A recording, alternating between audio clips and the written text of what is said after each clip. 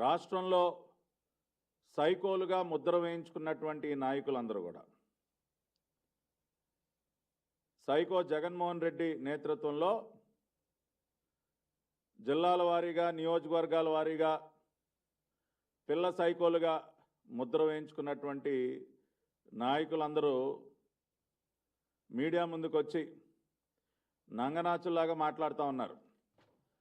అసలు ఏ పాపం ఎరగనటువంటి వ్యక్తులుగా అత్యంత బుద్ధిమంతుల్లాగా మాట్లాడుతూ ఉంటే రాష్ట్ర ప్రజలందరూ కూడా ముక్కు నేలేసుకుంటూ ఉన్నారు. ఓరు మీ దుంపదగా ఏం మాట్లాడుతూ ఉన్నారా, మీరు చేసినటువంటి పిచ్చి చేష్టలు ఏంటి, మీరు మాట్లాడుతున్నటువంటి మాటలు ఏంటని చెప్పి. జూన్ 4వ తేదీన మీ అందరికీ తెలుసు, రాష్ట్రంలో ప్రతి ఊర్లో కూడా ఒక దీపావళి పండుగ జరుపుకున్నారు.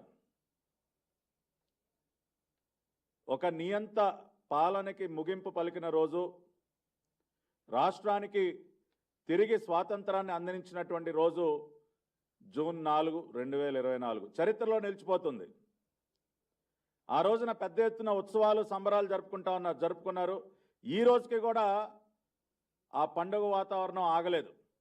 జూన్ 12 కోసం ఎదురు చూస్తూ ఉన్నారు. ఈ రోజున నారా చంద్రబాబు నాయుడు అనే నేను అన్న వాక్యాన్ని వినడం కోసం ఎన్నో రోజులుగా తపిస్తున్నటువంటి రాష్ట్ర ప్రజలు జూన్ 12 ఉదయం 11:27 నారా చంద్రబాబు నాయుడు అనే నేను అన్న వాక్యాన్ని వినబోతున్నారు. ఆ రోజున తిరిగి ఒక సంక్రాంతి పండుగ జరుపుకోవటానికి సంసిద్ధులవుతా ఉన్నారు ప్రజలందరూ కూడా. రాష్ట్రంలో వాతావరణం ఈ విధంగా ఉంటే ఈ పిల్ల సైకో మోకొచ్చి మీడియా ముందుకు వచ్చి అప్పుడే ఆడవటం మొదలెట్టారు. అయ్యో అమ్మో మా పైన దాడులు చేస్తూ ఉన్నారు, మమ్మల్ని చితగ్గొడతా ఉన్నారు అని రకరకాల డ్రామాలు అప్పుడే మొదలుపెట్టేశారు. కానీ జరుగుతున్నటువంటి వాస్తవాలు ఏంటో ఒకసారి గమనిస్తే, నిన్న కర్నూలు జిల్లాలో బొమ్మిరెడ్డిపల్లిలో మా పార్టీ నాయకుడు గిరినాథ్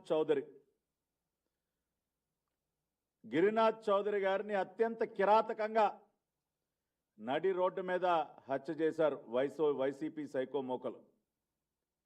మాజీ ఎమ్మెల్యే కంగాటి శ్రీదేవి కుటుంబ సభ్యులు, అనుచరులు మా పార్టీ నేత గిరినాథ్ చౌదరిని అత్యంత కిరాతకంగా నడి రోడ్డు పైన హత్య చేశారు. నిన్న 24 గంటలు కూడా అవలేదు.